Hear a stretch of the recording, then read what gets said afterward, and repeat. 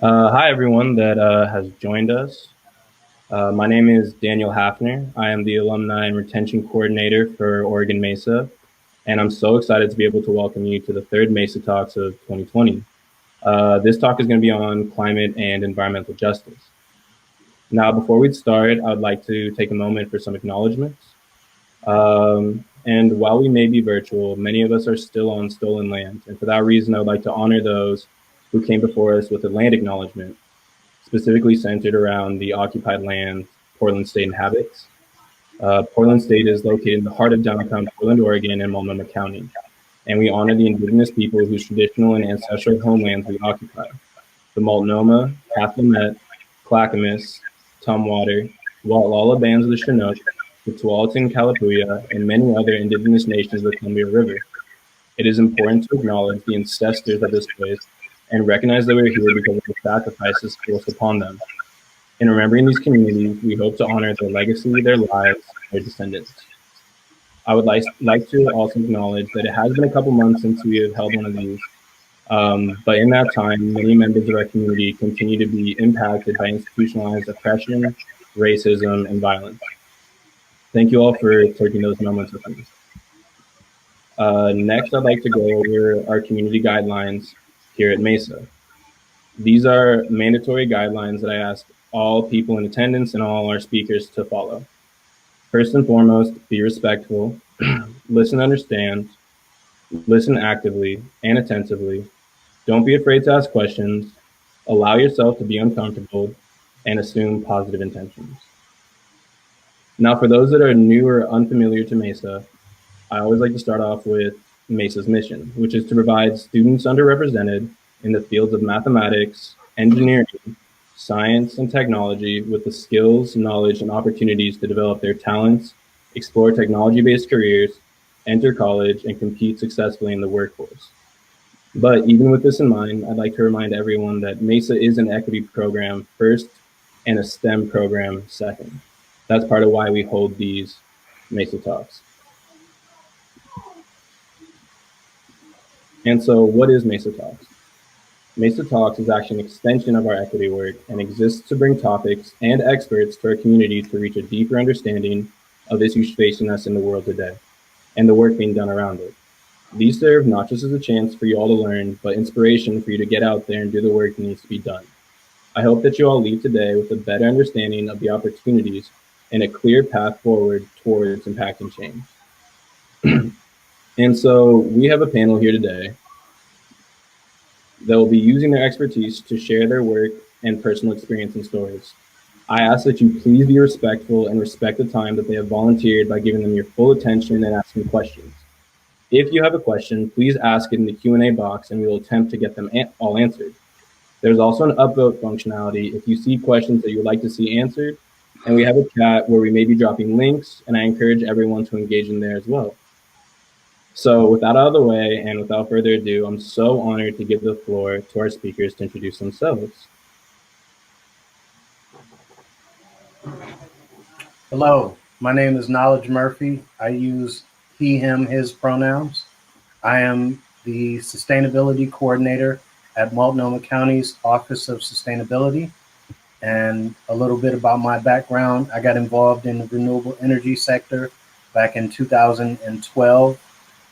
And immediately I realized that there was not many African Americans working in the field and even less in a position of ownership. And so I've been working for years trying to change that, and in the path learned very, very closely about the legacy and history of environmental justice issues and the legacy of environmental racism.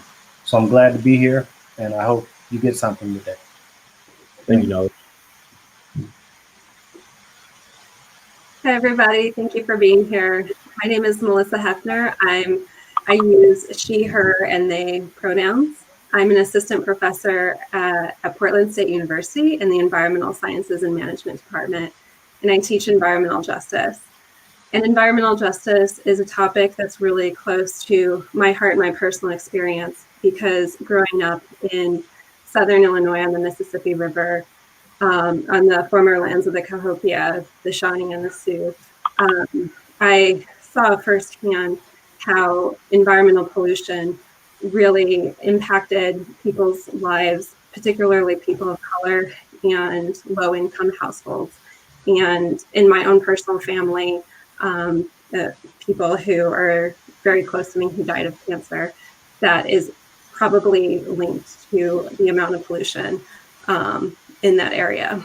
So I have to say too, when I've heard college wasn't a really big deal in our family. And so when I went to college, actually STEM didn't really speak to me. I got into sociology and got into talking with people. And so throughout my years in academia, I started teaching students how to go around talking to people to collect data on things like environmental justice, because we don't know a lot of people's stories about how they live with environmental injustice. So I specifically look at water, and I go around Oregon, and my students go around Oregon talking to people about water. And at first people are like, water, it's just there, right? But when you talk to people, there are people right here in Oregon who have water quality issues, can't afford their water bills, don't have complete plumbing in their houses. And there's a lot of water justice issues happening right here in our own backyards. And so that's what we're looking at in my lab here at Portland State. All right, thanks, Lisa. Thanks again for being here. Good evening, everyone. Thank you for having me. It's a pleasure to be here. My name is Nicole Berg, and I'm the Programs Manager for Climate Change and Climate Justice in Portland Public Schools. I'm new to the Pacific Northwest from the Midwest. I grew up in Madison, Wisconsin, in and around Madison, Wisconsin. And I am a non-traditional educator, also a first-generation college student, who sifted and winnowed my way into education via law. Initially, I wanted to work in immigration law because my great-grandparents immigrated here from Mexico, and I have had a very deep interest and passion for really developing and understanding my own identity, both racially and ethnically and culturally and linguistically, and then helping to make the world a better place and a more just place for, initially it was for just working in immigration, but I quickly discovered that I could have an impact, a stronger impact on the lives of people by working actually in at the field of education and working specifically with bilingual learners. And so I had a series of different roles in the Madison Metropolitan School District as a bilingual educator. And as you can imagine, in a marginalized program that's also serving historically marginalized youth, we didn't have as many resources as some of the other programs. And so one of the things that I did was I wanted to make sure that our students in our programs got the kind of the high quality education that they deserved. And so I would write for travel grants, and I studied in multiple different places around the world and around the US, mainly studying humans in their environment, and more specifically indigenous populations all throughout southern Mexico, what was Mesoamerica, and also then in Mesa Verde and in South Dakota in the Badlands, just understanding how humans and their environment were interconnected, and the worldviews of people living in those spaces. And I would bring that work back to my students, and then I would take them on virtual field trips around the world and to help them see a big picture and see themselves reflected in their curriculum. The way that I ended up in climate justice was actually through a Grosvenor Teacher Fellowship that I attended or participated in with National Geographic. We went to Antarctica in 2014, and I got to study on the ground, literally in Antarctica, from naturalists and other scientists in the field. And it helped me develop an appreciation for global studies that involved polar studies, and that also involved science and ecosystems.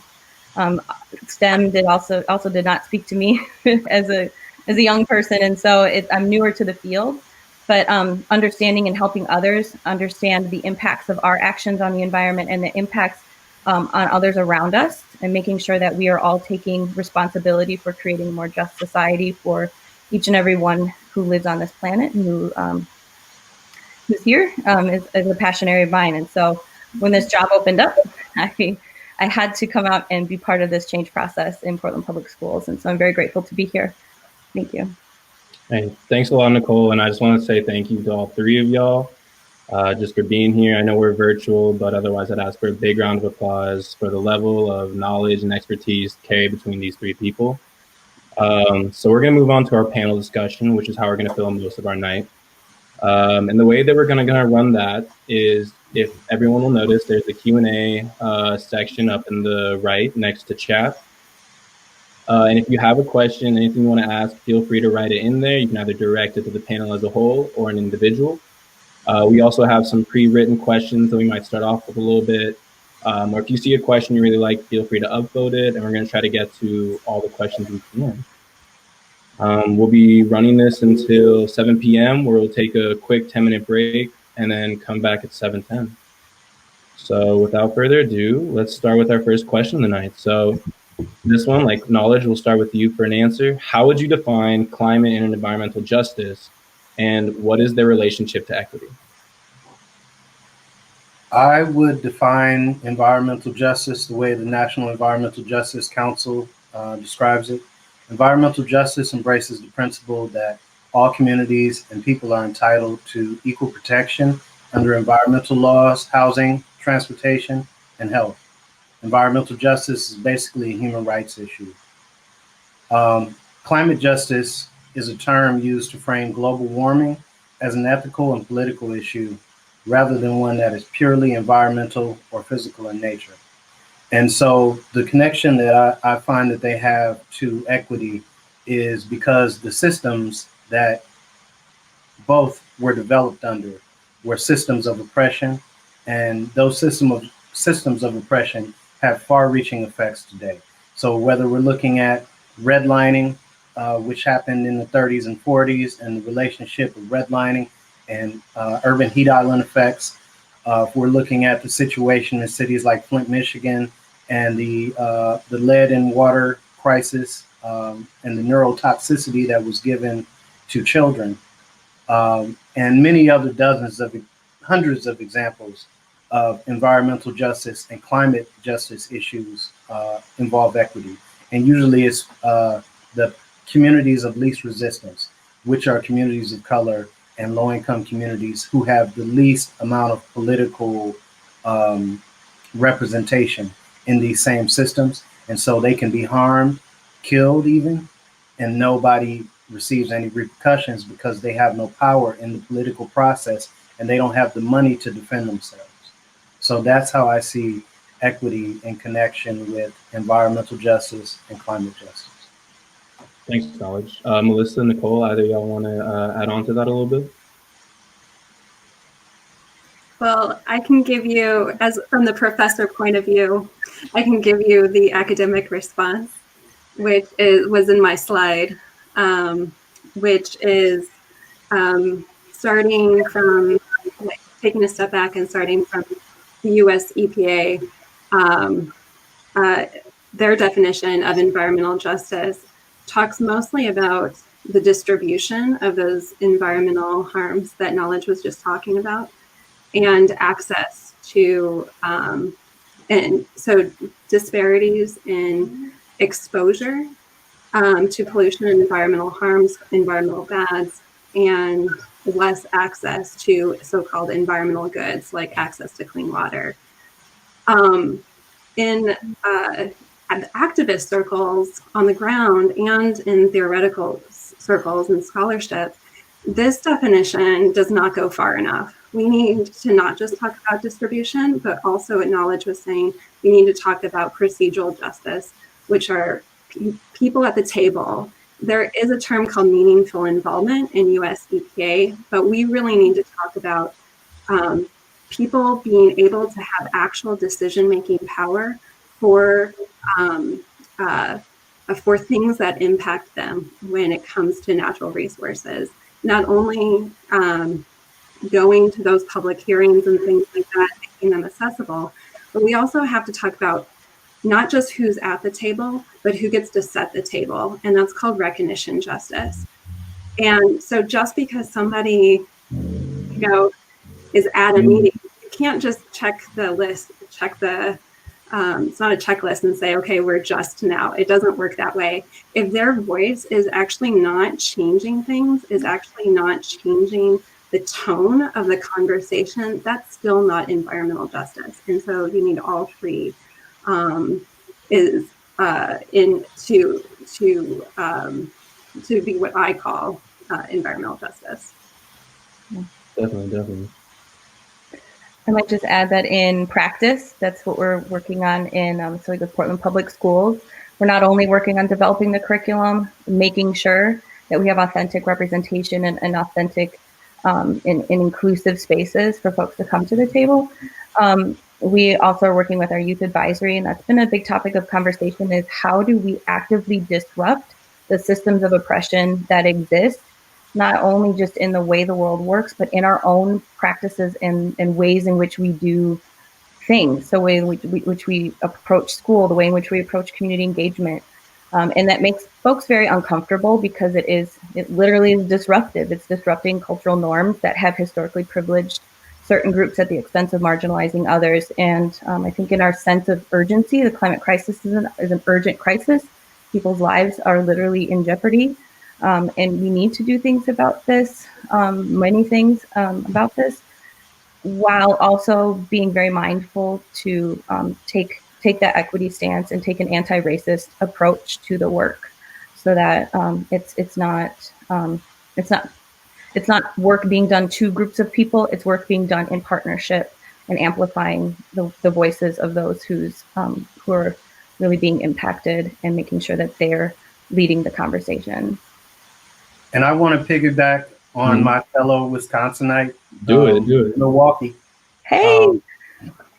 I want to piggyback on what she said, because, and what we're all three of us are mentioning are all components of environmental racism, right? And so we're talking about environmental justice, climate justice, but they sit under this bigger umbrella called environmental racism. And so environmental racism is a form of systemic racism where communities of color are disproportionately burdened with health hazards through policies and practices that force us to live in proximity to toxic waste like sewage works, mines, landfills, power stations, major roads, and emitters of airborne particulate matter. And please bookmark that term, particulate matter. It's going to come up again. And so as a result, these communities suffer greater rates of health problems and inhaling or exposure to hazardous pollutants, right? And so this larger construct of environmental racism is what leads to environmental justice, is what leads to climate injustice, right? And so we're talking about larger systems. And so oftentimes we're thinking of the byproduct versus what created the byproduct. And so when we're looking at, well, what is the cause of water pollution? Industries. Who owns those industries? Who lobbies for those industries? Who gives funding and I'm drawing a blank on the term, but government subsidies to these industries, right? It's a good old boy system. And I say good old boy because women have pretty much been excluded out of it as well, right? And so what we're talking, and then when I say environmental racism falls under the umbrella of colonialism. Patriarchy. A bigger topic, but I won't go there. I just wanted to say we have to also mention environmental racism if we're going to talk about environmental justice or climate justice. All right, great answers from all y'all. And I think that actually takes me to the next question from just a conversation me and you had before, Knowledge. And I think you can really speak to this so there are billions of dollars for growth of green energy right now. How do you feel that we kind of ensure that there's an equitable distribution of those funds and that people of color are given an active role in climate and environmental justice? And we'll start with Knowledge and then open it again up. Well, access to renewable energy is segregated. In this region, access to clean air is segregated.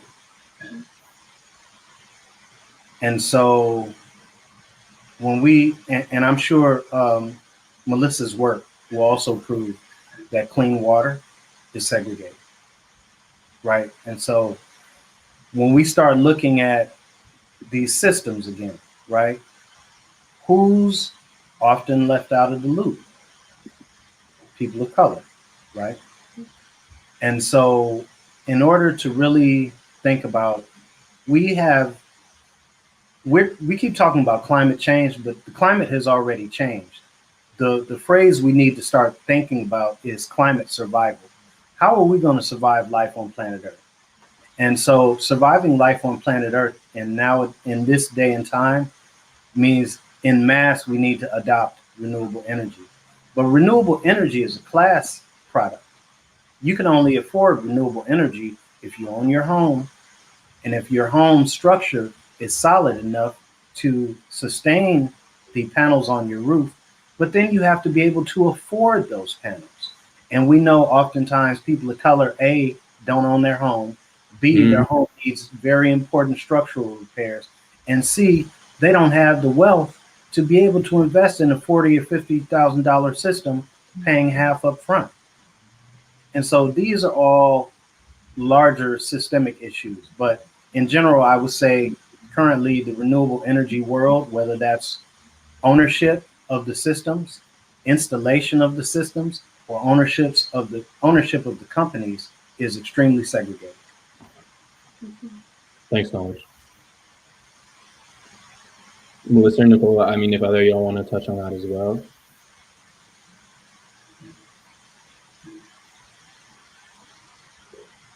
No worries. I really appreciate that answer. This one, actually, Nicole, I think I would love to hear you answer first. Kind of, I feel like it's a lot of the work you kind of discussed with me is, so how do you feel is the best way, or how do you communicate environmental justice to people who don't necessarily understand the work or are even apathetic to the actual work?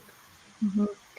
Yeah, it's a tricky subject, especially now that it's just become such a reactionary political topic, much like COVID and mask wearing. So it's helping to get people to think a little bit more broadly about systems, as we've talked about, and also thinking through what are the qualities of life that everybody wants to have. Like, how do you want to live? How do you want to live well?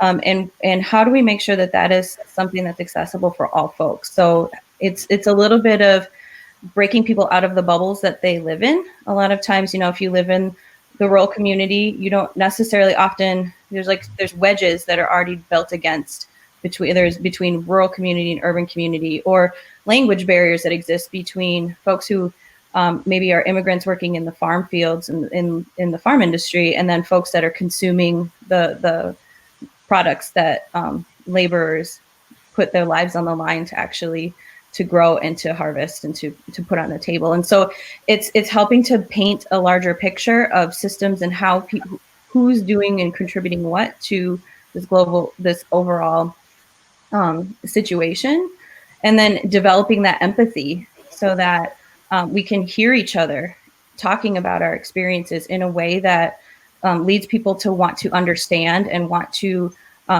lean in and collaboratively solve a problem, rather than trying to react by saying, well, that's not my experience, and it can't possibly be your experience, or it can't possibly be that important. How do you explain to a student learning in the Midwest about what it's like to experience these wildfires out in the Pacific Northwest? I mean, there's already been some juxtapositions that I've encountered just moving out here and having a different life experience. And so again, it's that ability to support people in thinking beyond what their immediate surroundings are, and then also helping them to critique their immediate surroundings. Perhaps folks don't know that they're living downstream and drinking polluted water, or living in a community that has very dirty air, and they don't know any different. And so how do we really just continue to open up those dialogues and those conversations, and then motivate folks to be active, in addition to teaching them strategies for being active? So it's not just enough to present the problem and to understand where it comes from, but then also to figure out, well, what can we do about it? How do we even address this issue? And so providing, like in our case in education, we really want to work with youth around helping them to dream big and envision solutions that may not exist, while also then providing them with mentors and community supports that are of folks who are already doing the work, or who maybe politically, maybe they're working on energy democracy, maybe they're working on projects in the community around community solar, those sorts of projects, and connecting those the students with those people so that they can learn from them and with them and contribute to overall solutions. Thanks, Nicole. I don't know if Knowledge or Melissa, y'all want to hop in there too? Well, I can talk about my experience working with scientists. Because, you know, in environmental science, the natural sciences, in different disciplines, people are very siloed into the type of science that they do. And it is very new. It's very new. Just like this last year, we are finally getting scientific articles where natural scientists are writing about, oh, we need to understand environmental justice, because the way, as Knowledge was saying, the way that people are segregated on the ground relates to the environment in ways that actually also change the environment. If you're studying the environment, but you don't understand how racial segregation is changing the flora and fauna patterns in urban cities, then you're missing out on a huge variable. So so people are just starting to wake up, I think, to understand.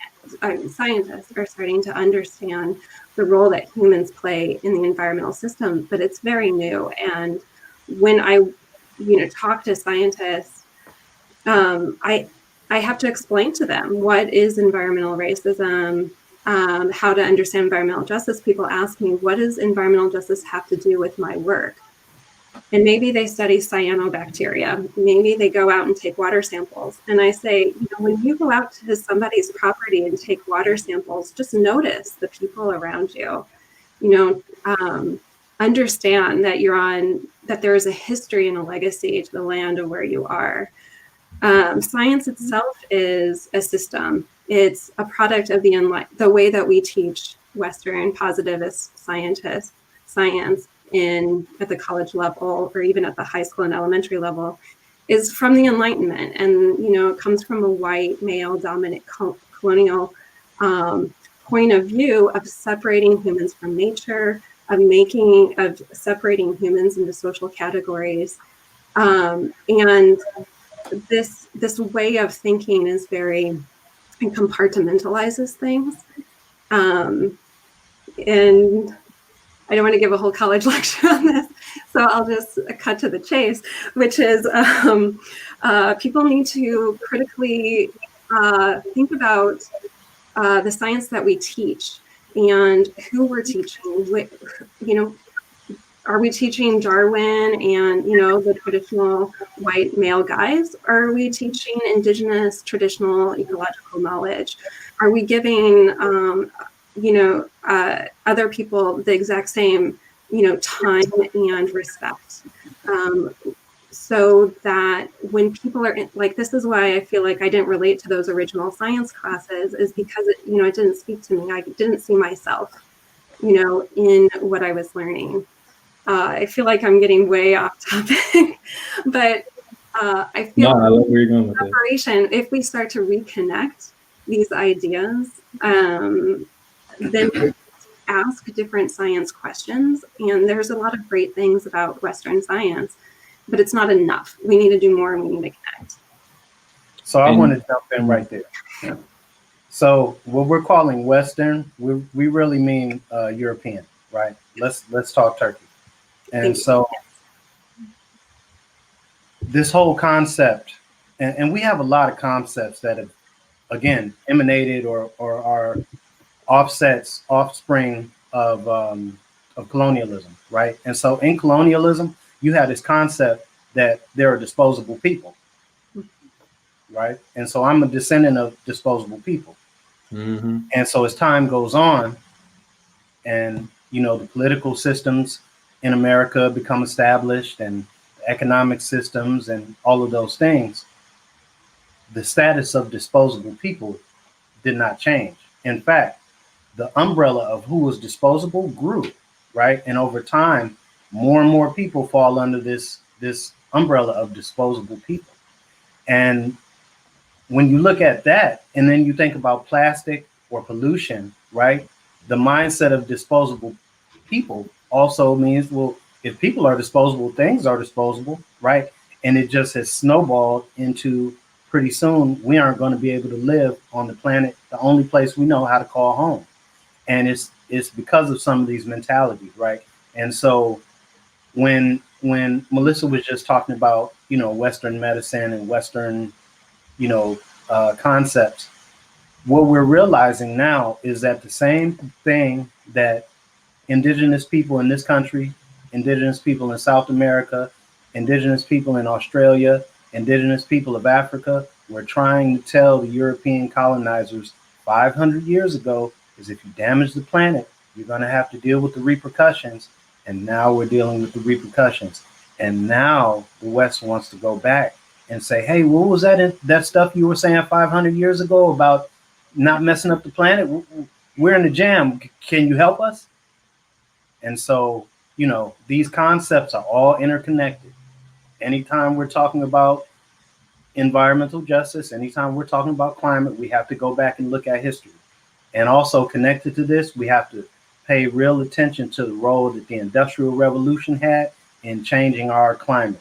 And the Industrial Revolution is directly created due to slavery, due to the products that were developed in slavery and the markets they created, and the need for mechanization to increase the production and the manufacturing, which is how we get into this process or this concept of growth, right?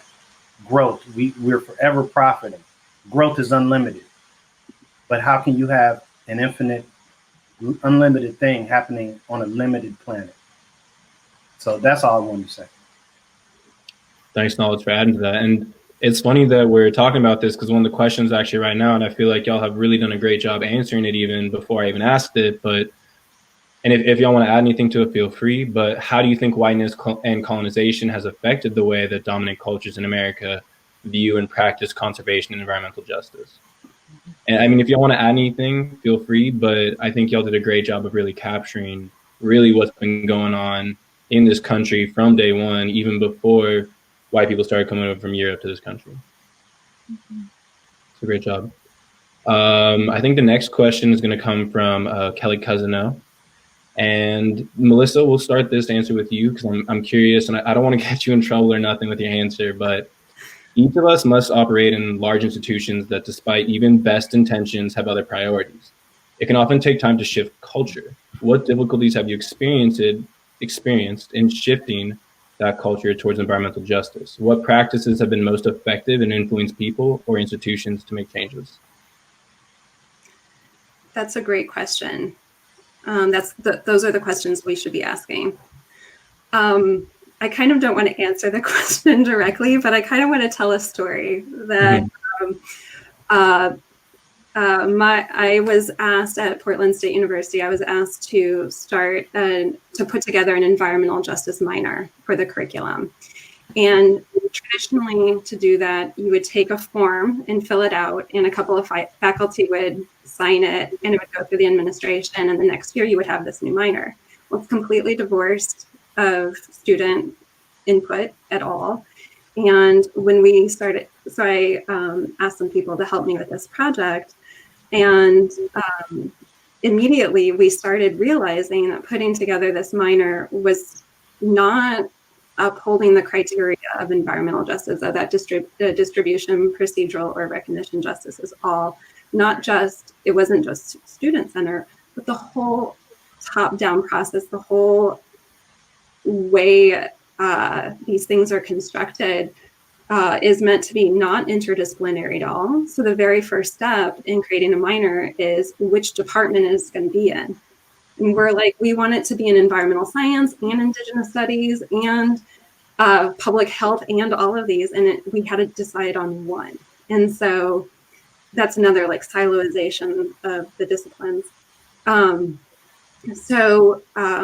We took a pause, and we still haven't done it yet. We're talking, we're trying to figure out how we can do this, and maybe not even call it a minor, but create a truly disciplinary program from the ground up that's decolonized, and that community, like people who might be hiring who might be wanting to hire our graduates, what do they need? What do they want from the future employees? And we don't want to create some credential that then somebody who has been working in environmental justice for 10 or 20 or 30 years now all of a sudden doesn't have this credential and is not as qualified. We don't want to have unintended consequences. So we are just, we're just still in these discussions about how to do it. And so that was the first thing that I thought of when I read this question, Kelly. Sweet, thanks, Melissa. That echoes with the bureaucracy of a large public education institution as well, K12. And I know that when I came into this work in Portland, our superintendent had been very hard at work engaging community and engaging stakeholders all across the district in very intentional different ways to inform our vision for our graduates of Portland Public Schools. And as part of that vision, we've named the descriptions that we would like to see of our graduates. And in addition to that, what is it that our educators, like what is essential for the educators working in this system to support the kinds of graduates we envision having in Portland Public Schools? And then also, what do we need to do in terms of shifting our system?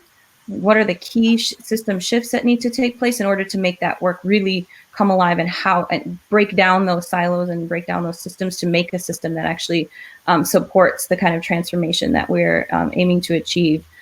And so fortunately, as part of that visioning process, climate change, climate justice, racial justice, a lot of things came up in those conversations that have been now codified in our vision. But in practice, so that's our vision, that's our North Star. In practice, it's a significant culture shift to go, and it kind of goes back to what I had said earlier about the cultural norms and way in which we do our work.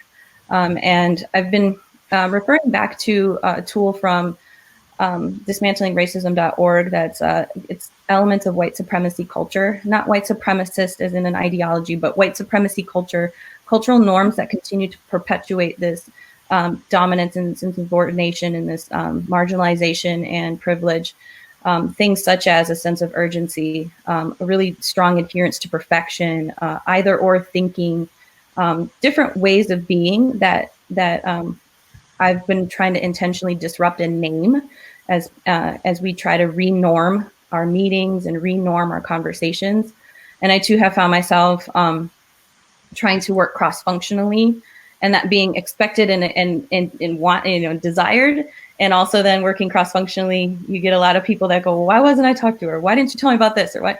So there's just kind of a lot of systems that really need to be put in place in order to make sure that those work streams flow really well. And I think not taking for granted the fact that folks will be triggered in this work, because I think it's at its foundation, it's anti-racist in nature. And so there are going to be moments when people get triggered and things happen and they default to some of that power hoarding or some of the other negative behaviors that we have seen that perpetuate these issues. And so I think it takes also finding people in the organization that are more aligned with the same values, that are more committed, that are committed to really leaning into that discomfort and pushing through and being disruptive. And then adhering to that racial equity, social justice lens. Thanks, Nicole. Knowledge, do you want to add anything to that? No, she just hit a home run. Thanks. I know y'all been hitting home runs left and right. So this next question actually comes from David Squire. And I'll just open it up to anyone that wants to jump in and answer first. But there seem to be many dimensions to this issue. How do you prioritize? What do you think is the most critical thing to work on right now?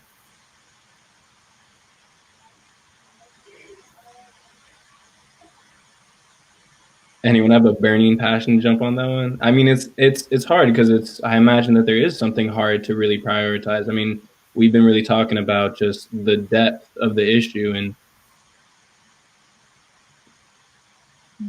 it's hard to know what to prioritize on.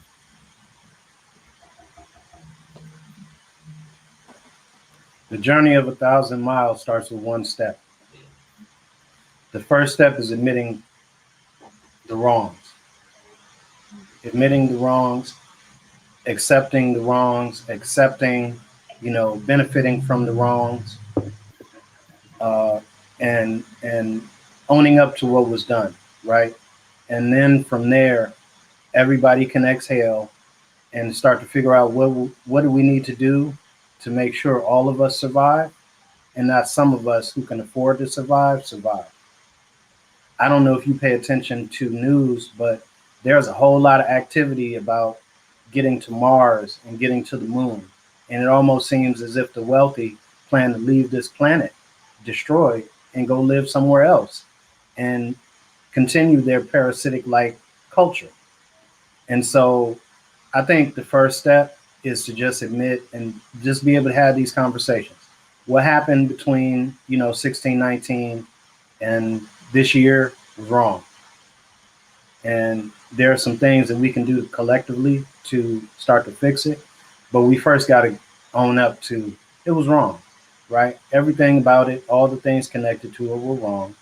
And now that we've gotten that out the way, because that's the elephant in every conversation, now that we got that out the way, how can we stop or slow down the planet from melting?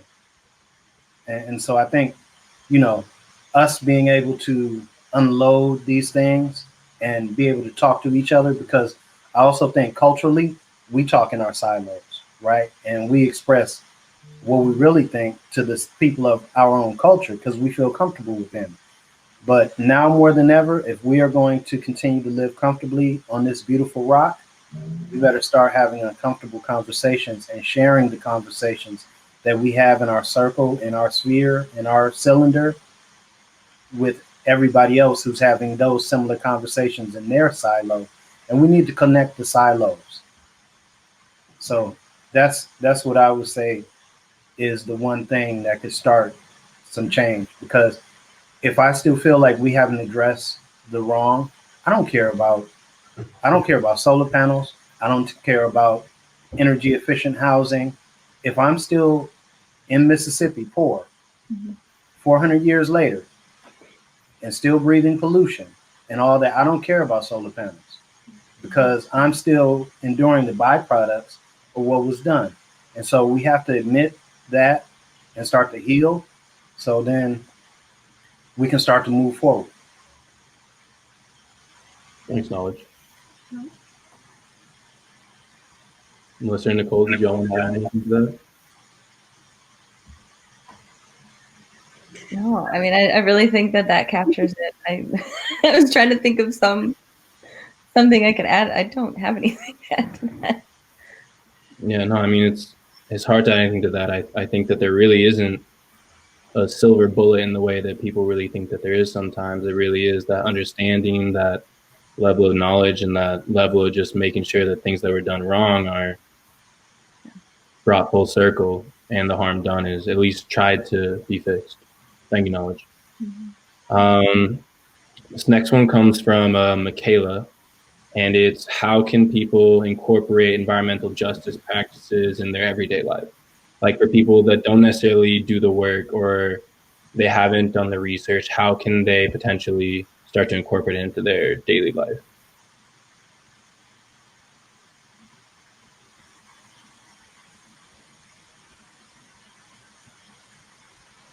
Let's kick it off with Nicole. Go ahead if you got something. I was like, let's see Melissa.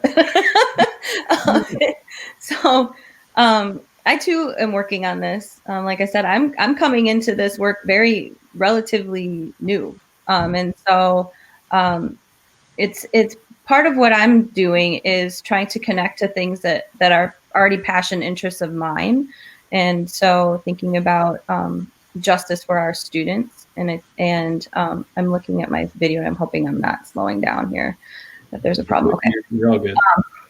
So one of the things that I've been doing just in my role as an educator has been deeply listening to the students that I'm serving and understanding what are the issues that they care about, what are the issues that they're passionate about, what do they wish or want us to be doing differently for that, to support their dreams and their aspirations.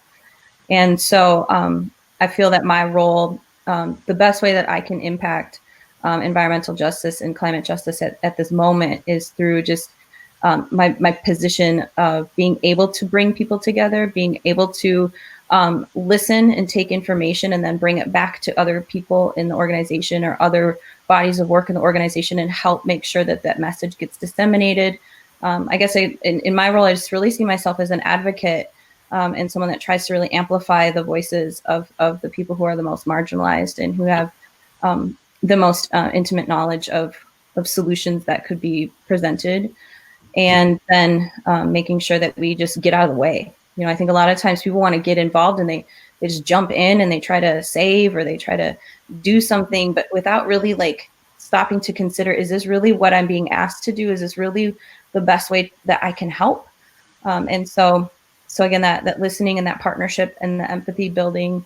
And there's really no shortage of resources out there. If you wanted to do some more just tangible actions, you know, there's no shortage of resources out there that talk about the first step you can take on the journey of being, you know, towards environmental and climate justice. But where I'm starting right now is really in that advocacy role and that centering of the voices role and making sure that people are having the conversations and that we're responsive to those needs. Thanks, Nicole. Melissa or Knowledge, did y'all want to add anything to that? Well, on our call to action slides, you had asked us to put together a call to action slide. I don't have it in front of me, but for everyday people, education is number one. Of trying to learn everything that you can from, you know, we are privileged to have the internet and Twitter and whatever social media to educate ourselves without having to ask people of color, having to ask people who are impacted by environmental injustice to teach us all the time. And so I try to tell my students and try to give my students opportunities to self-educate. And some tools, I don't know if you want us to talk about the call to action slides, Daniel. If you want, you can, but just for everyone on the call, we're also going to be going over them again at the end, and I'm going to be sharing out those links and any information that the speakers shared just as an email for everyone that attended. I just wanted to point out and talk about them again, related specifically to this question. There are two mapping tools that the EPA has put out that is designed for regular people just like us, that you don't have to have GIS skills or any crazy degrees or whatever, but they're literally, they're maps, and you can use layers like for environmental pollution, like air pollution. You can take an air pollution layer, map it on top of Portland, and then put any kind of map of from census data, like percent of poverty line or minority percentages, linguistically isolated, or other type. They have tons and tons of data layers, and you can look at spatially of what is in your own neighborhood. And you can look at, you know, some of the things that Knowledge was talking about is like in Portland, there are neighborhoods because of the history of Oregon, because of our racial exclusion laws, and because of redlining in the 30s, and Vanport, and all of the history that put people into places where they live now. What he was talking about, wastelanding, or I forgot the term you used, Knowledge, but thinking of bodies as disposable or pollutable, as well as neighborhoods. You can see spatial patterns when you look on a map of how people are disproportionately impacted by toxic waste dumps, Superfund sites. And so I encourage, the links are on my call to action slide, but I encourage anybody to go take a look and look in your own backyard of who lives around you, who lives in Portland, what's going on right here. Thanks, Melissa. Yeah, and for everyone, we'll come back to those, but those are some great sources. I'm a community development major, and I got a chance to look through some of them, and it's really, truly pretty shocking to be able to see it, and almost like it really drives home that reality to you. Yeah, you can almost like not even know the names of the neighborhoods. And just by looking at the maps, you can just point out, oh, wow, that's St. John's. Like, yeah, that I know why that's going on there. It's pretty profound. It's crazy to see even how like redlining matches up with those areas of real toxic waste. Yeah, and that intergenerational health and intergenerational wealth that families missed out on because they weren't able to buy in the past or weren't able to have, that clean environment in the past, and that, transfers through generations. Yeah. Thanks, Melissa. And that lack of wealth also means that you're vulnerable, because the more wealth you can have, the more you can distance yourself from harm. And so if you don't have the ability to move away from that neighborhood or that apartment that's housed or located in the path of pollution, then you're stuck and you become, the absorber of pollution. And so nationally, it's been found that people of color emit way less toxins or pollution than people with who are not people of color or people with higher incomes, right? And so basically, the majority group in this country are middle to upper class white people, and they pollute more than they consume. And people of color pollute less, but they consume more. And so all of these things are interconnected, so wealth and the ability to own a home is definitely a huge component of all this. Because again, if you can't live in certain places and you have to find housing in a place that's in the path of pollution, what do? You can't afford to leave, and politically, you can't live over there. Somebody might burn your house down. Somebody might vandalize your stuff, right? And so you're stuck. And so historically here, being stuck means if you're stuck, you're also getting polluted, and you're inhaling and breathing toxins. You're exposed to chemicals and things that wealthier people don't interact with. And so you have problems that wealthier people don't understand, which we can go into environmental health hazards. But I just wanted to say, wealth has a lot to do with this, and especially generational wealth. Because if you inherited nothing, you have nothing to use to get away. That's right. Thank you. And this is kind of going along with that. It might be a little bit of like an individual answer, and maybe it might look different for each of y'all's workplace and just kind of your lives. And it might take a little bit, but don't worry about running over 7. This question comes from Steph, and what does a just transition look like to you? Does anyone have, they want to jump into this and really start it off?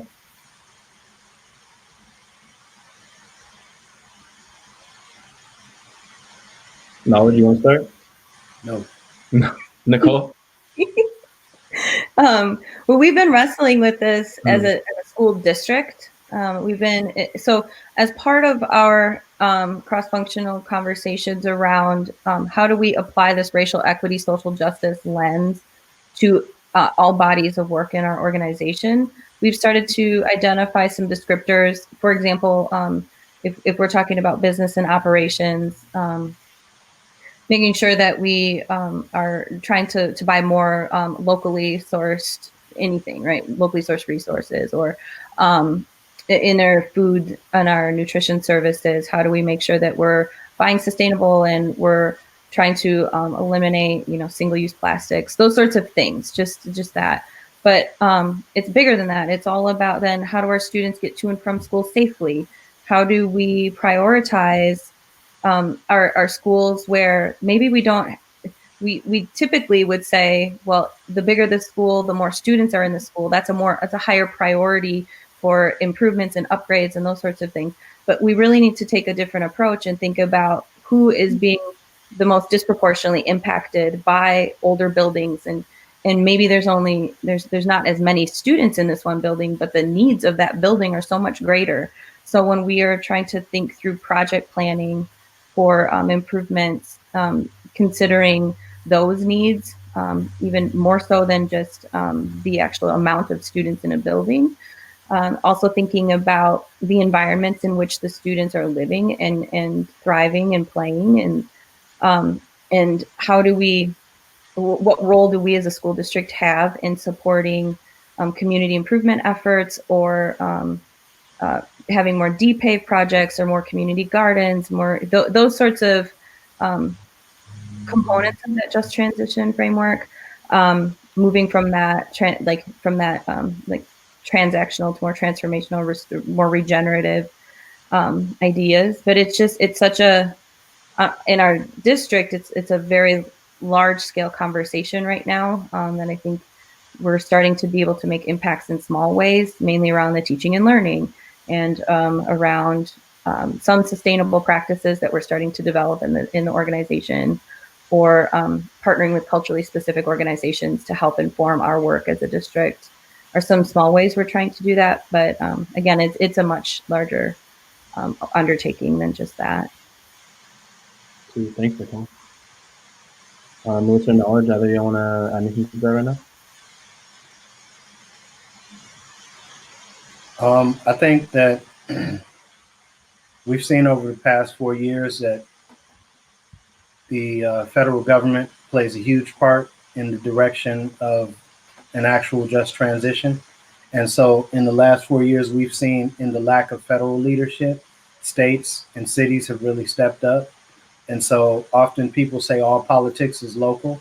And I think a just transition starts to happen when the people who've been left out and marginalized start to join some of these different groups, start to sit on different boards, and start to sway the inside opinions and the inner decision making of some of these bodies that have impacts on different components, areas of life that have harmed people like me, right? And so, for an example, and this is just one that I work with, the county has an advisory committee on sustainability and innovation, and it's 13 members. Currently, there's only one non-white member, but there are 4 openings coming up, right? And so that's an opportunity for more people of color, more women, more people of the LGBTQ community to participate and have your voice heard, and there are many different opportunities like this. The city of Portland and the Bureau of Planning and Sustainability has stuff going on. Oregon Department of Environmental Quality has things going on that people can start to speak up for themselves. And I think that's the big thing. A just transition starts to happen when those who've been marginalized and left out start to speak out about what would help bring more justice into their lives and transition away from the harm model that they currently live under.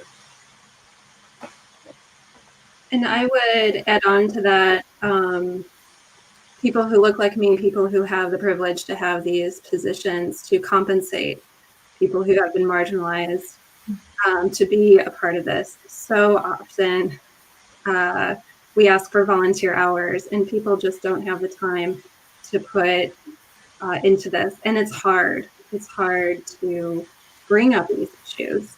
And I've been trying to push for more compensation when we do our research and ask for community partners to be a part of our research. We want to have stakeholders involved, but that we should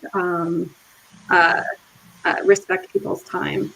And another thing that I find in these just transition policies that we read a lot, one thing that I've noticed that I would like to see change is that oftentimes when the state or whomever wants to talk about equity, they just add the words "for all" at the end of the sentence. We want clean access to water for all. But I would really like to see actual language, anti-racist and decolonizing language in new policies that really actually directly and explicitly talk about environmental racism and the things that we're talking about today. It's not encapsulated in "for all." It's not recognition justice. In fact, I think that it actually obscures things, or it makes things more invisible when we don't explicitly say equity for all, what we actually mean by that. Yeah, and I think that all of y'all seem to talk about how important it is to make sure people that are disincluded have an actual voice rather than just like paying them ear. It reminds me of Arnstein's ladder of participation, where you have the different levels of how much people are actually able to be engaged in the decision-making process. And at one point, you just kind of have informative and you're telling them what to do. And at the other end, you have citizen government. Yeah. So yeah, thank you all so much. We're going to take a 10-minute break. I encourage everyone that hasn't asked a question, please ask a question. This is a great chance to get these experts and pick their brains. We'll be back in 10 minutes. So speakers, feel free to turn off your camera and your mics. And if you want to get active in the chat, feel free. I would encourage anyone that hasn't, read through some of what Knowledge is put in the public chat. Really informative, a lot of great knowledge right there. Thanks, y'all. See y'all in 10 minutes.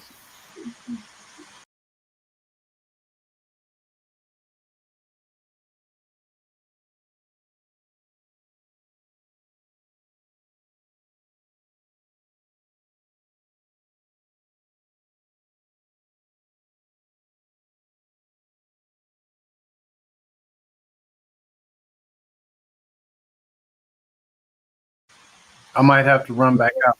I just put something in the oven. That's totally fine, man. Starving. Yeah, I just want to remind everyone, these people are volunteering their time. So if you got life stuff come up, feel free to do you. You know, it's all good. Nicole, I'm excited to meet you. For Biden, we got Trump out. Listen, I'm so happy. Listen, no, because Wisconsin up in what is that?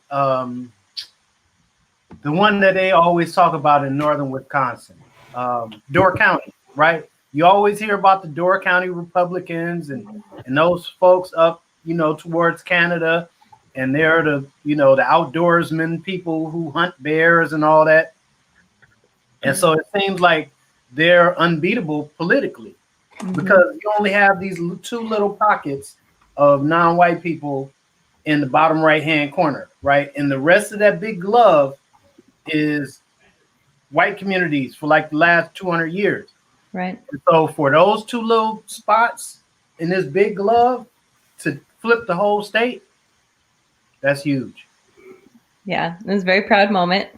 It was a nail biting for about a week, but it was incredible to see that mobilization and just the activism that went into all of it. So proud.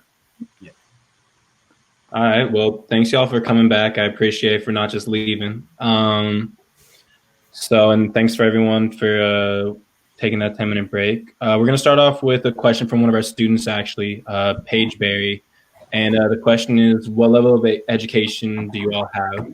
And I think I'd like to extend this beyond just that formal education, as well as what do you think have been some moments where you feel like you've been educated, even outside of that like formal educational institution that we have going right now? But Melissa, we can start with you.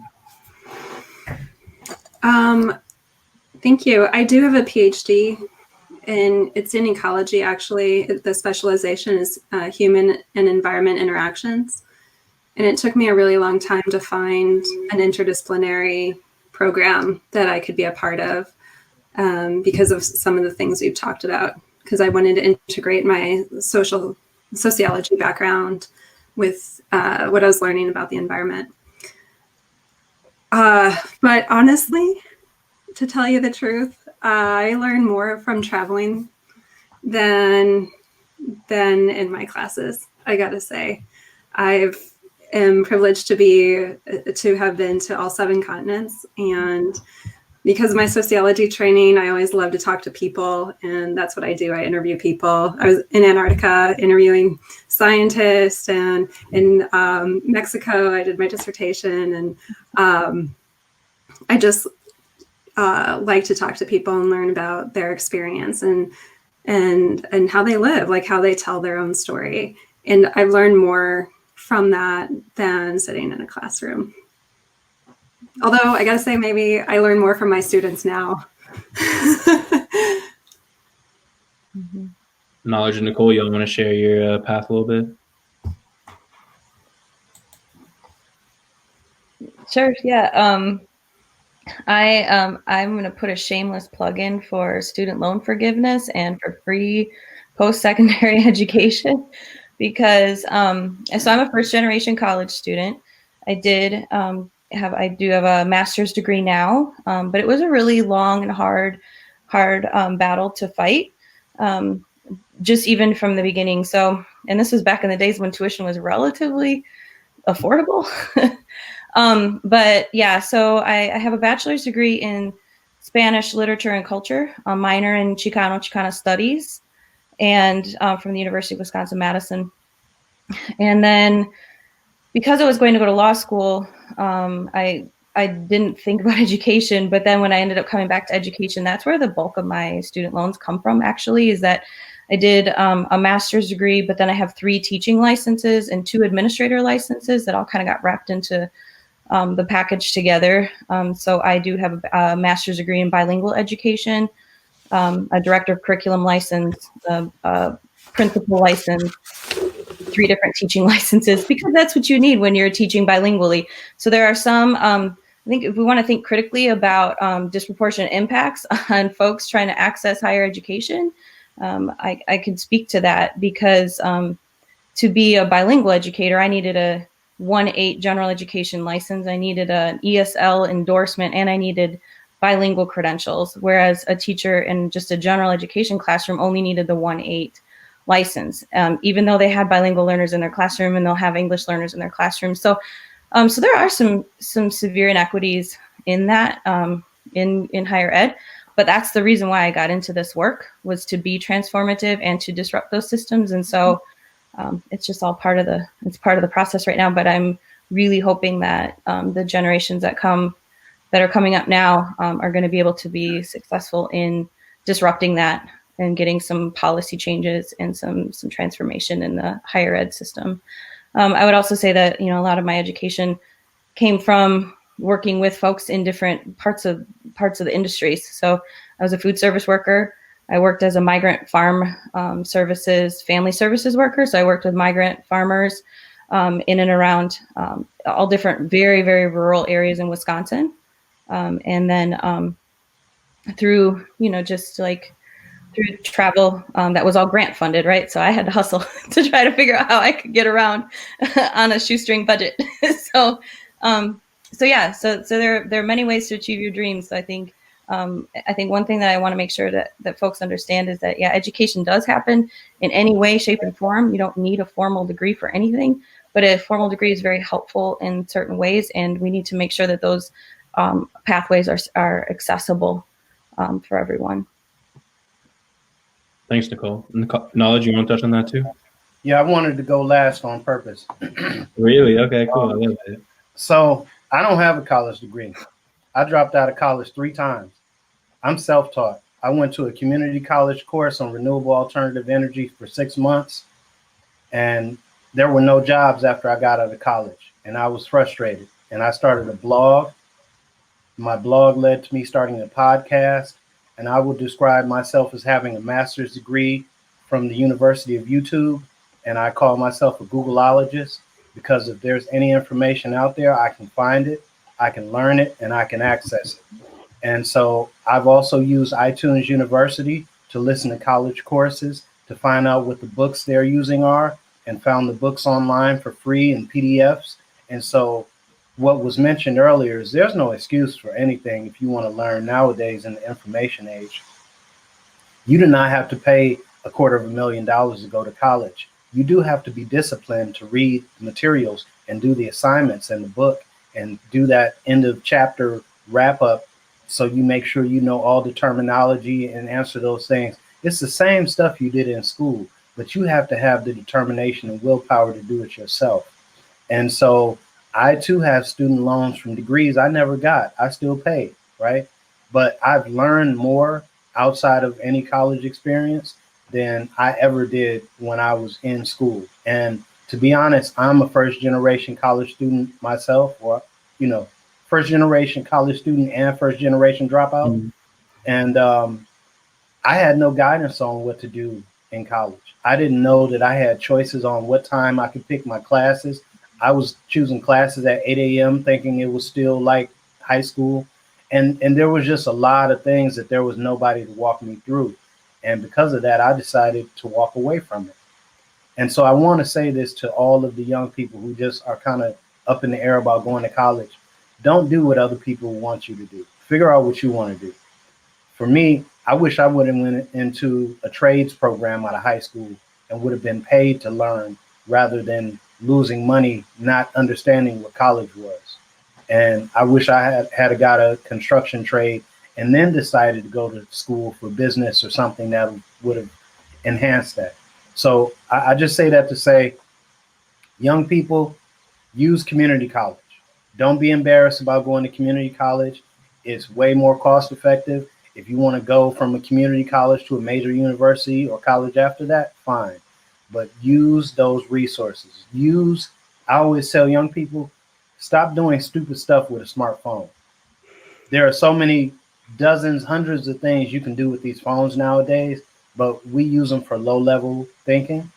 But they're really tools. They're really computers, and they're really futuristic. So I think it's just a mindset shift. And so I just wanted to shout out all the folks who are not sure if they want to go to school or who are in school and may feel like this isn't the thing for them. Trust your heart. Trust your gut. If your gut doesn't feel in it, roll with that feeling and figure out what is right for you. Thank you all for that. And I don't know if you're asking me, but I'm gonna answer anyways. I'm currently an undergraduate, computer science, community development. I've taken some time with school too. I'm going into my last year, but I've been here for 6 or 7 years at this point. Definitely what they're all saying is very true, where it's, you kind of got to know what you want to do. And there's so many options that college doesn't have to be your first option. If that's what you want to do, if that's where you want to go with it, I think it can be a great tool, but it is something that it is a tool, and you don't need to look at everything like a nail. You can see college as a different tool than other ways of educating, of other ways of learning and experiencing. So thank you for that question.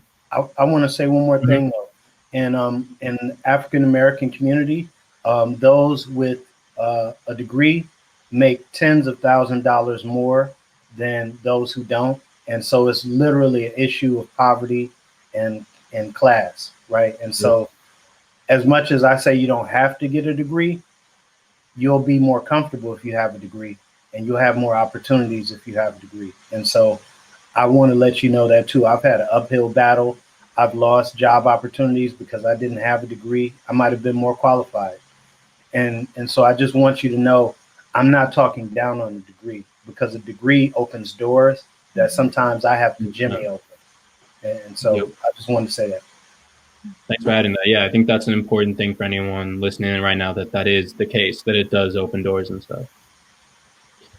This next one comes from Adam. Nicole, you might be able to speak on it first, but I'd love to hear Knowledge or Melissa if you all know anything about this. But Nicole, have you heard of any community projects or initiatives you might have lost Knowledge for yourself? I think he's still here. He's going to run out and get the stuff up. Okay, I'll repeat it for him when he comes back too, if he's interested. Have you heard of any community projects or initiatives that bring gardens into schools, specifically designed with permaculture principles? If not, have you any ideas on how this could be successful? This is a hot topic of conversation with mainly a lot of our elementary students in our elementary schools. I think a lot of our schools do already have community gardens like in them on their premises. But I know that there's a big conversation about how to revive the gardens, because I think depending on whether or not a community has parent volunteers that have the bandwidth and time to be able to kind of help fill in the gaps where maybe school staff aren't able to keep things maintained or whatever.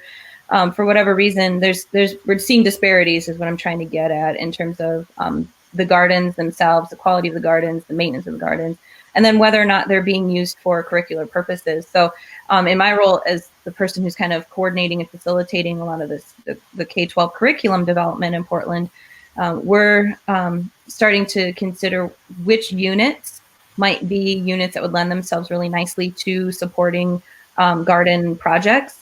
And then how do we partner with folks in the community? So I've got a meeting coming up with someone who's working, who does a leach garden project. And so we were going to kind of coordinate around how might we bring something like that to life locally in different schools. But then also, there's just, I can't even name, I won't even try to name off all the folks that have approached me about this project. So yes, so the short answer is yes. And the long answer is, it's going to take a little bit of coordination to actually figure out who's going to help with what and where and how. So. That's amazing. I know of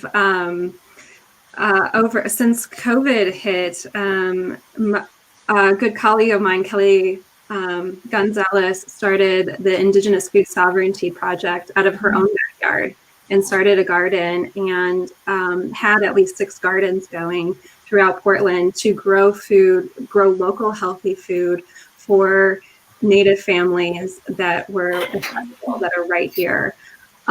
She has since connected with the Black Food Sovereignty Program, which I want to say is on Sauvie Island, but I'm not totally sure.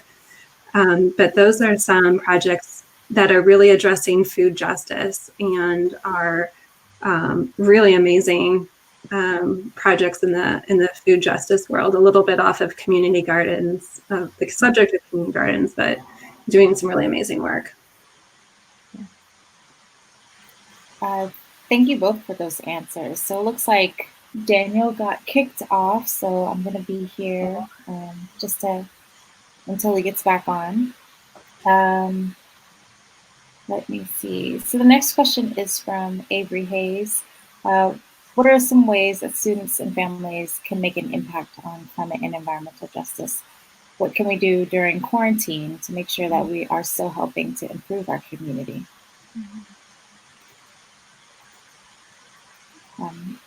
Nicole, Melissa, either one of you. Quarantine adds a new layer. I was like, let me think about that just a little bit longer.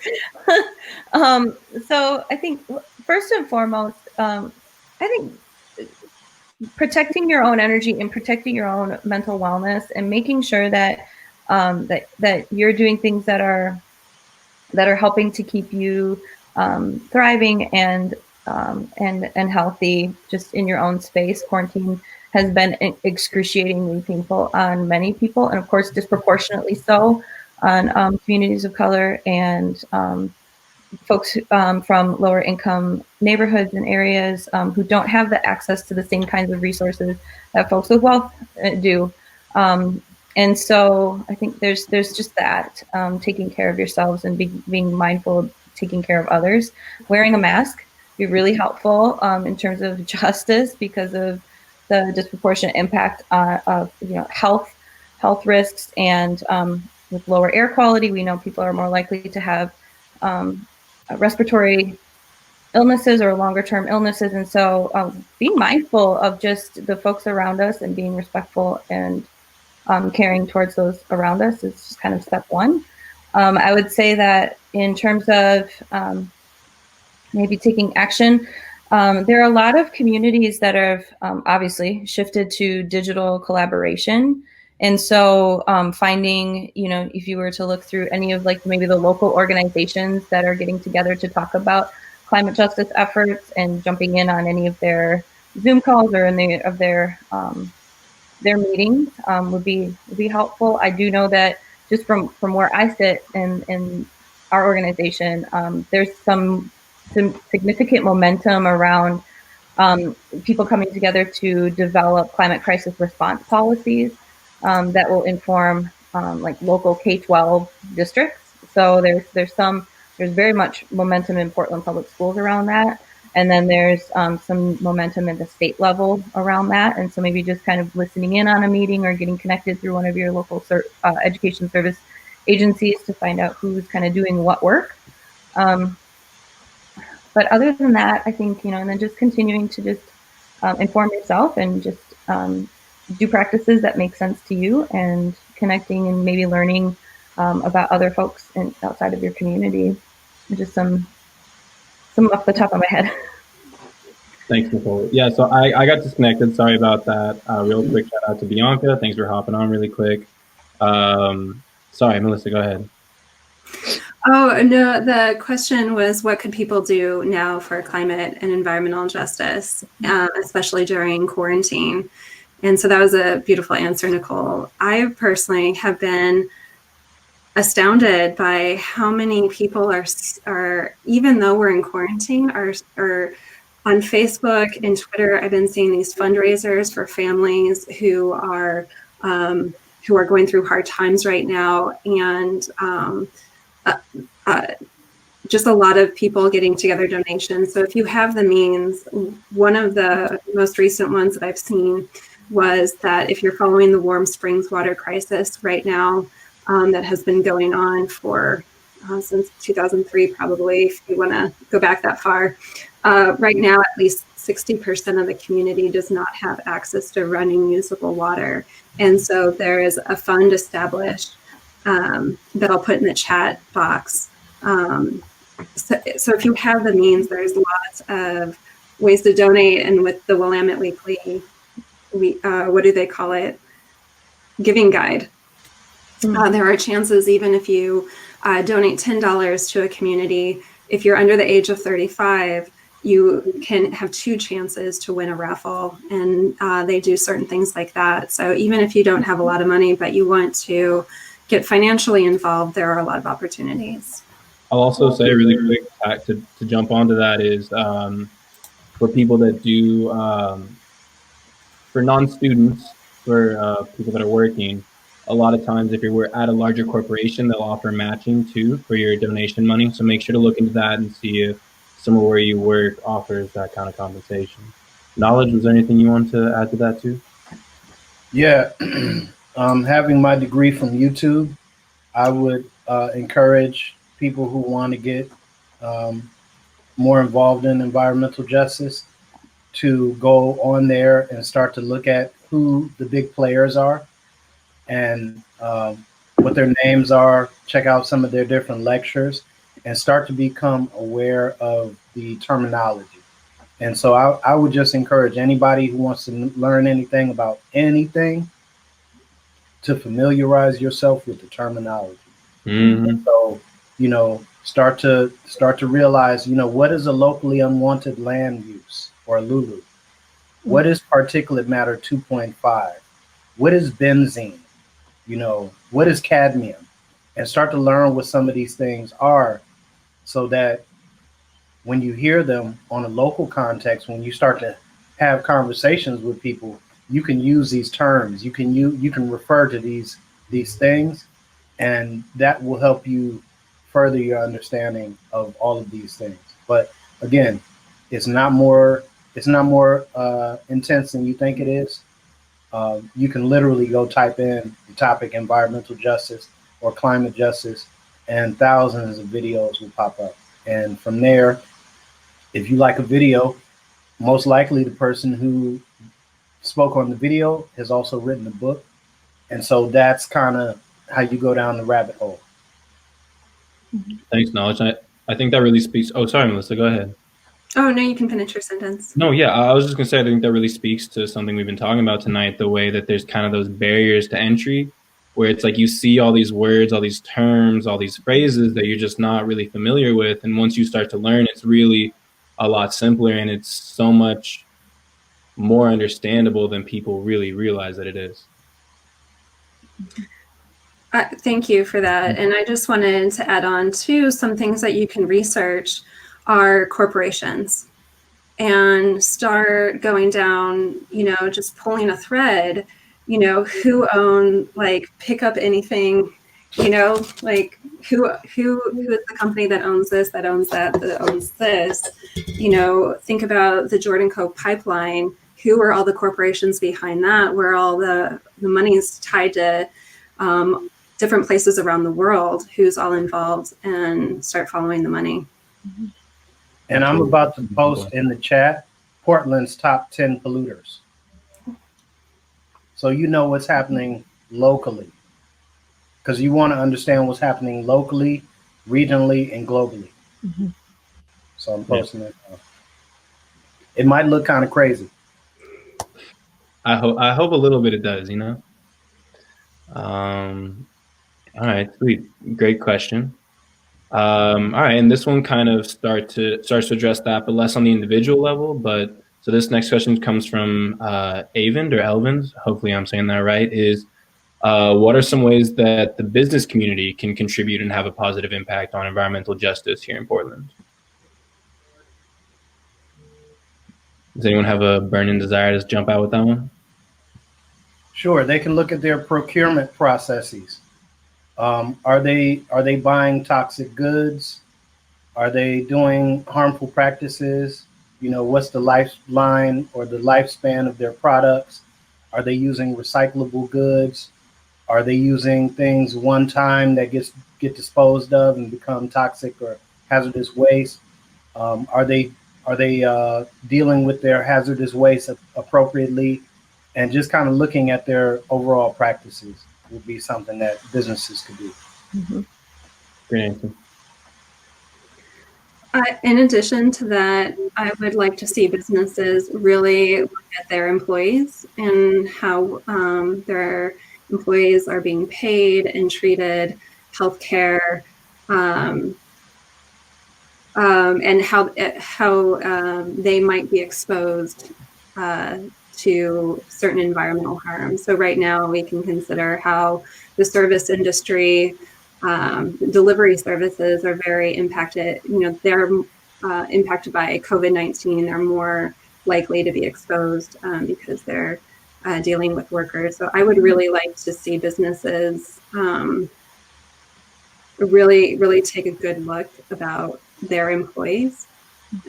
Not just here, but also internationally, as we're buying materials from all over the globe and thinking about that life cycle change, or that life cycle of stuff. Yeah, and from the K12 public education perspective, we've been, many businesses have contacted us, and we've maybe through our strategic partnerships have contacted local businesses. But our students are very interested in learning about green infrastructure and future careers and just possibilities for them, things that they can go into right away after high school, or maybe get apprenticeships or mentorships even as high school students. So I'm reaching out to your local career technical education department, or if your district like Portland Public Schools has a career technical ed department, but we also have a strategic partnerships department. And so there are ways to also not only offer human resources that can support our young people coming up, but also financial resources. And so there's ways to invest in the public school system so that you can support the great work that is happening in the schools, so that students learn and develop skills that help them to be the next entrepreneurs that might actually help transform your field. And so there's some different ways to get creative around that as well. Thanks. Yeah, I think those are all great answers. I think so often when we talk about environmental justice, it comes from what as an individual can we do, when in reality, so many of our individual choices are dictated by the businesses that sell their services and products to us. Great answers. This next one comes from another student, actually, Kyle Hansen, who says he would like to become more educated regarding environmental justice. Where do you think is a good place to start? Articles, books, talking to others in this community, etc. Do you have any specific recommendations? And I think knowledge, you can kind of start with this. I think you elaborated a lot on the way that you've been able to just personally acquire that dearth of knowledge you clearly have. Yeah, I would start in environmental justice with the person who started it, and his name is Dr. Bob Bullard. I can actually call him a friend. Dr. Bob Bullard is a professor at Texas Southern University, and I would start there, because once you start to read and learn about Dr. Bullard, then you'll start to learn about Dr. Ben Chavis. You'll start to learn about the Warren County protests that happened in 1977. I want to say you'll start to learn about just how this thing grows from this one professor's work. And just, to give a short summary, his wife is an attorney, and she was suing a local hazardous waste facility and needed her husband, who was a sociologist, to be able to prove that they were putting these waste facilities in Black communities in Houston. And so the environmental justice movement starts with him doing the research to verify that. And so without giving away too much of the story, Dr. Bob Bullard, Bullard.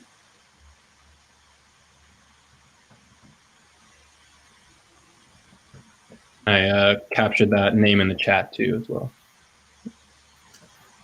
Yeah, that book is called Dumping in Dixie, and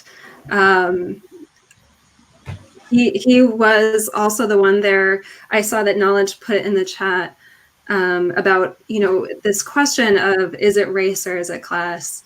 And he was the one who empirically found that it's race, that race is. Thank you for putting up those books.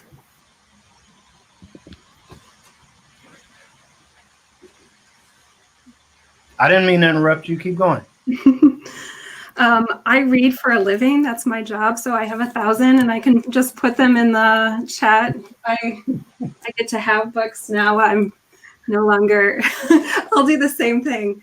This is the one that I teach in my class, Long as Grass Grows by Dina Gilio-Whitaker. And if you want to know recognition justice, this is the book. This is, she uses the term, she like teaches the terminology as you're reading. She goes through the history of what we now call the United States, through white settler colonialism, of wilderness, and our concepts of wilderness, and how that shapes how we understand nature and the environment, and it's phenomenal. And then I'll also add really quick, Nicole, I don't know if you want to add anything too, but we're gonna give them a chance to do a call to action, but they've been so kind to include some of their contact information. So you've seen what a wealth of knowledge there tonight. I'm sure they would be happy to answer some of your questions, especially about where to get started, what to learn as Melissa grabs more books to show off. Definitely, this is a wealth of knowledge. Feel free to reach out to that too. Yeah, these two, they are like, yeah, these two are where you want to go. I'll give you the I have not been steeped in this for as long as they have been. My favorite stuff is all on critical race theory, understanding, like, and just from the education perspective, Paulo Freire's book, Pedagogy of the Oppressed, and that's a pretty foundational book. And then also just like things online. So there's, you know, right now, actually, this is fascinating. The Aspen Institute is pulling together a group of folks to work on K12 climate action. And they recently just sent a letter to the Biden administration, inviting the Biden administration to please consider including the Department of Education in any climate-related conversations. So there's some big momentum happening kind of at the federal level and through the education sector. So check out more on that. I think it's K12 climate action is what you would search out. But yeah, we'll put together a reading list too after this and make sure to send it out to everyone. Yeah, I'm totally nerding out right now. Watch, I'm getting so jealous of your bookshelves. We just moved a year ago, and all my stuff is still. I know y'all having like a flex competition or something over here on books. But yeah, I think this next one is a pretty good question as far as just solid things to keep in mind. But just sorry. It's kind of like, so it's this next question is talking about how age-old decisions have had long-lasting impact. Are there current policy decisions on the political agenda that we can engage with to prevent further harm and or correct for past harms? And I mean, I know we kind of got a chance to talk about the historical, but it is kind of interesting to look at some of the current policies, even after a recent election cycle, as to what we can really focus on to impact that change we want to see. Let's start with Nicole. So locally, the policies that I've been mostly involved in have been, well, so I guess maybe I'll back up a little bit and let you all know, maybe you don't know the story about this. I repeat the story so much I forget who I've told. The way that my position was even created in our school district was through local student activism, and community activism. And so you can work with your school district as well to talk about we need better access to climate change and climate justice education and youth leadership opportunities. But in 2016, students rallied the school board and said the materials we're using to learn about this are insufficient. We don't have a real K12 experience. We have sporadic interactions with teachers who might be passionate about it. Otherwise, some might never learn about climate justice or climate change. And this is an issue that is directly impacting us right this moment. And so they convinced the school board to pass Resolution 5272, which then called for a curricular review and called for a plan to remediate that. And so then in 2019, still didn't see that the transformation they were looking for. So they went back to the school board. School board said, all right, this time we're going to hire a person to coordinate that work. So this persistent, continuous advocacy has led to this position being created, which is now leading to K12 curriculum in our schools, which is leading to a youth advisory, which is leading to connections in our community. And then they're taking it another step further, and now they're saying, okay, well, now as an organization, Portland Public Schools needs to demonstrate sustainable practices and actually limit their carbon footprint and comply with the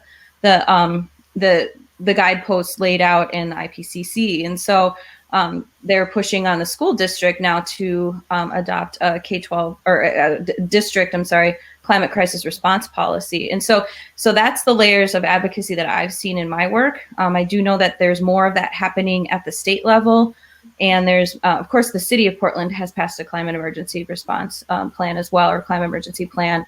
And so there's just, in any layer of the system that you want to work, this is now, like I just mentioned earlier, that there's advocates trying to, through the K12 climate action, trying to get nationwide school district representation in any climate action that's happening at the federal level. And so be creative, but then also reach out to think about where you believe that you want to have your impact and where your kind of locus of control is, and start there. Thanks, Nicole. Throughout our history, environmental justice work has been from the ground up. It's because people take to the streets, people advocate and ask for this work to happen. It almost never comes top down. People use words like sustainability and resilience in policy making, but the actual work, the actual change usually comes from the bottom up. Thanks, Melissa. Can you give me the question one more time? I'm sorry. Yeah, absolutely. So in reference to, thanks for talking about how age-old decisions have had long-lasting impact. Are there current policy decisions on the political agenda that we can engage with to prevent further harm and or correct for past harms? So I'd like to talk about this because I'm new to Oregon. Mm-hmm.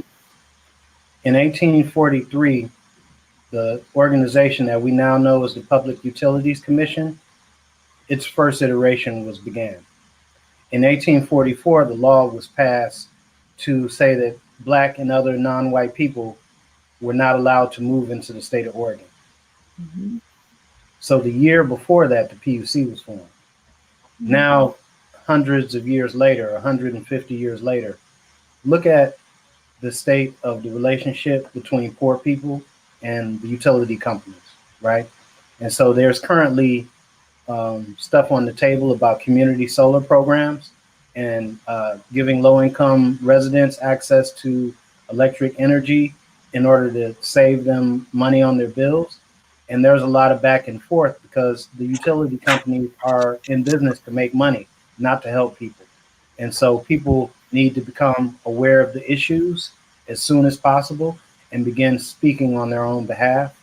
And if that takes going to Salem and sitting in on a PUC hearing and letting them know how their decisions are impacting your quality of life and your comfortability at home, I say do it. And so that's just one example of a local issue that you can be a part of and give some weigh in and some feedback on. And so I would just say, scour the news, start using those websites, look for certain words, look for wildfire, look for air pollution. I mentioned earlier, PM 2.5 it's called particulate matter 2.5, and it's super tiny, but it's one of the deadliest things that you can breathe. and it's also deadly because other chemicals can ride on its back and get into your bloodstream, get into your brain. And so start looking for things like that. Like I said, start finding out those terms. Once you know those terms, start searching everywhere for them, and you'll start to see them more and more. And then that'll help you figure out what you can advocate for locally. Thanks, Knowledge. Oh yeah, go ahead, Melissa. Sorry about that. No, you just reminded me of something also, that right before COVID hit, Governor Kate Brown started a 100-year water vision initiative, and people were, staff were going around the state asking people about their water issues, and that is still going on. It was paused because of COVID, but people are still doing that work. In Oregon, I'm also new to Oregon. I've only been here 3 years. But what I've learned is that we're predicting that our snow-dominant mountains, all but one of our snow-dominant mountains, will become rain-dominant by 2080.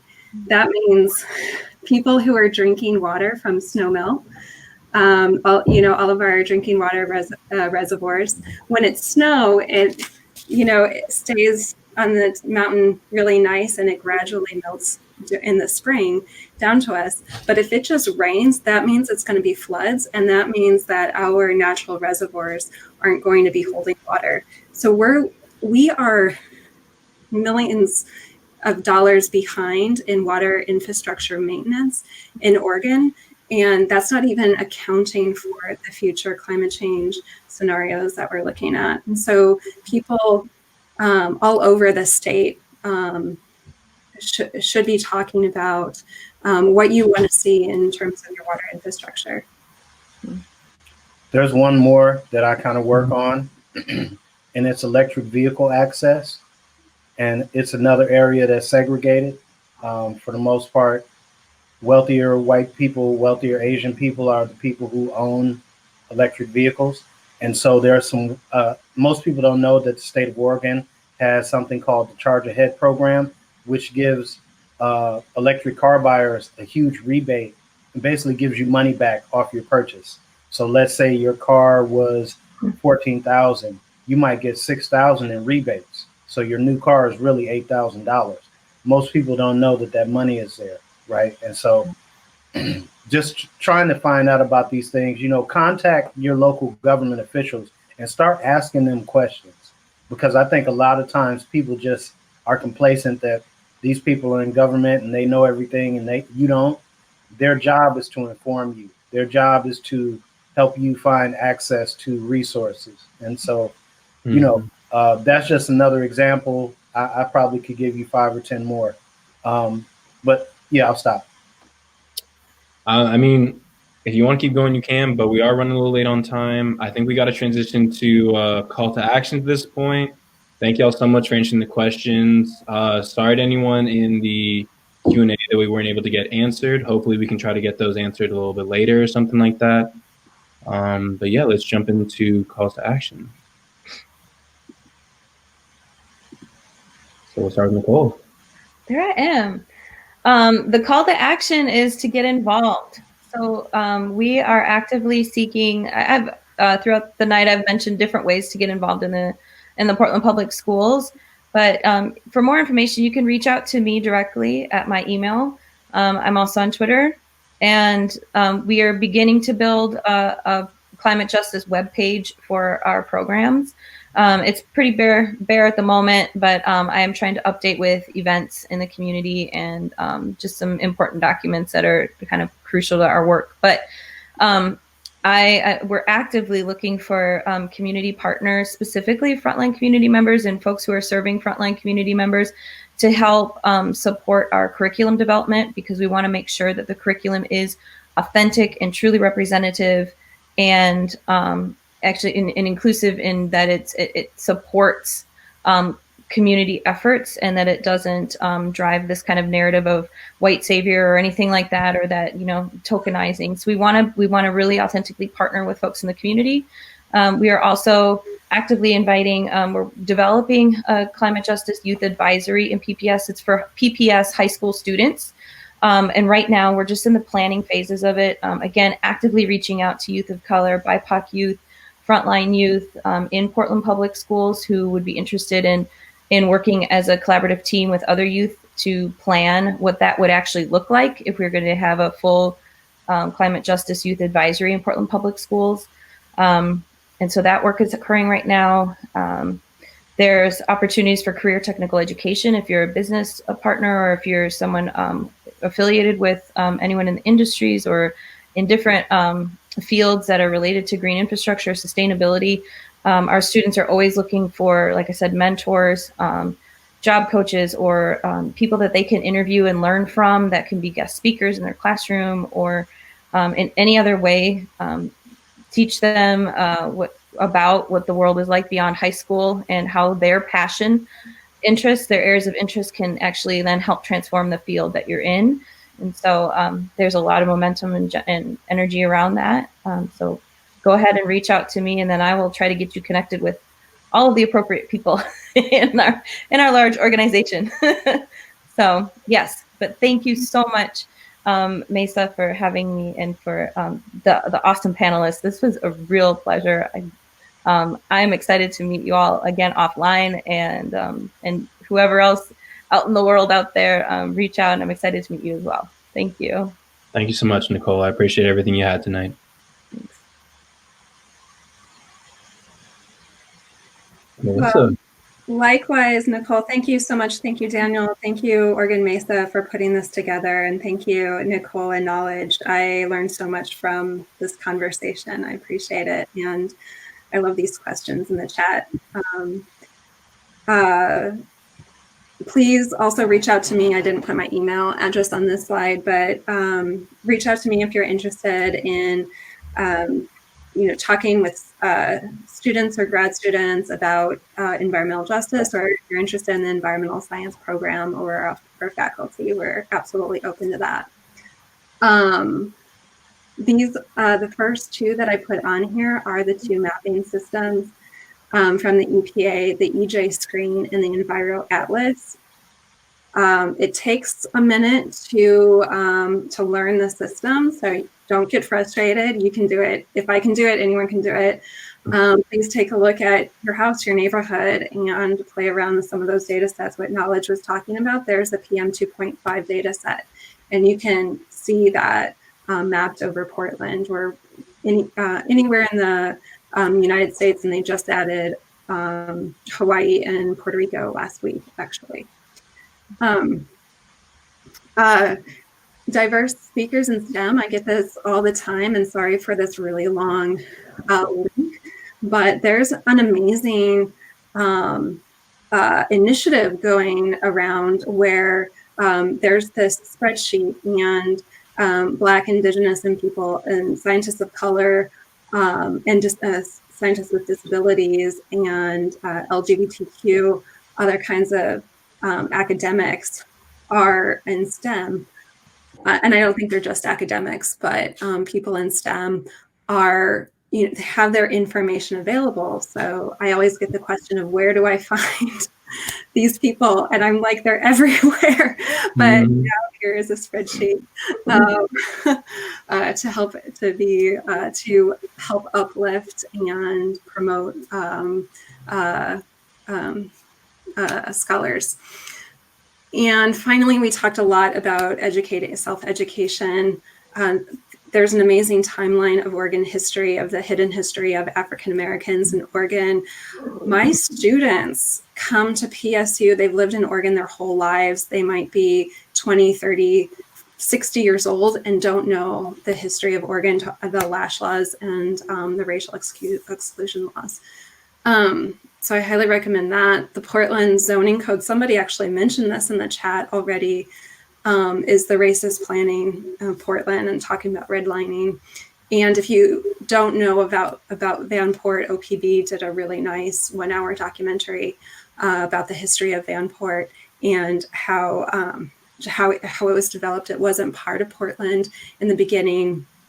It was outside of Portland's boundaries. When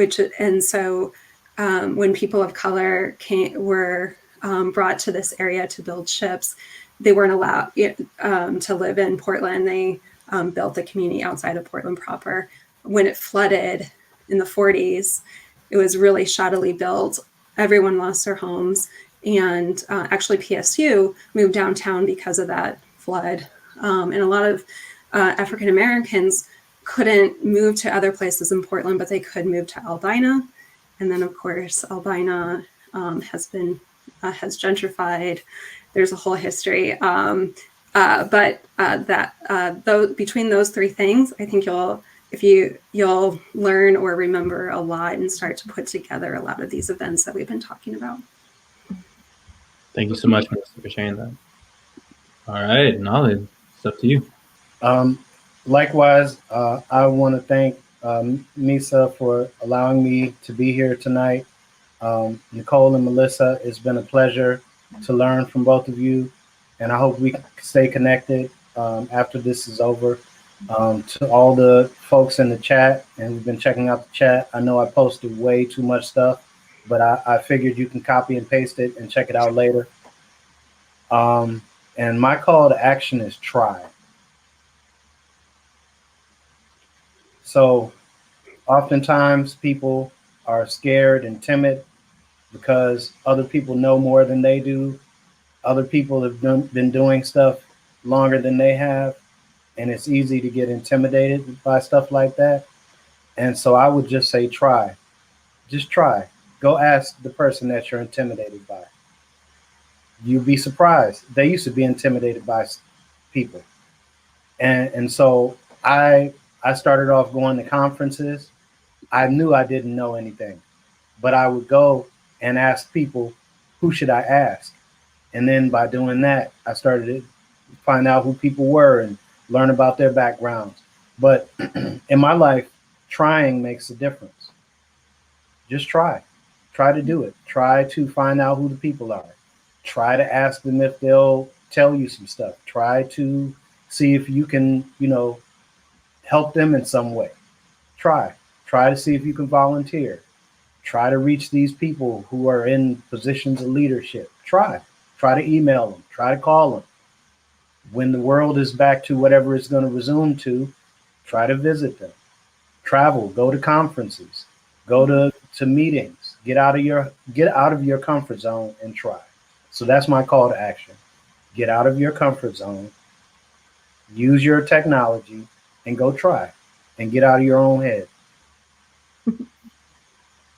Thank you, Knowledge. I appreciate that. And once again, I want to thank all three of y'all, Nicole, Melissa, Knowledge. Y'all were thanking us for giving you this platform to speak, but honestly, we would not have had this night without y'all. It gives me, I'm going to end this night just on such an optimistic note, knowing that there's so many people just like y'all that are doing the work, that are talking the talk, and that know all this information. So thank you all so much. Really quick, for everyone still here, I know we're a little past 8. I'm going to say find us on Meetup. Just Google Oregon Mesa Meetup or go to meetup.com/or-Mesa to just find our future events. Check out our new website, OregonMesa.org, completely revamped. Follow us on social media, and thank you all for coming. I really appreciate it. For everyone kind of asking in the chat about links and resources from this, we're going to get that up on our website. We're going to be sending out emails about some of the sources we had. And we'll try to make sure we get everything to you. But in case there's anything maybe you don't get or you want to ask me any questions, I'm going to include my email in the chat. And you can personally reach out to me and ask me for anything else. Thank you all again for coming. Thank you, speakers, and thank you, attendees. So everyone have a great night. Daniel, can we put the books in the chat, or just email those to you? You can put them in the chat or email them to me. That's totally fine. Yeah. No, but I'll make sure that everyone that attended got them. Yeah, go ahead. So screenshot this. Screenshot this? No, I'll send you the names. I'm just.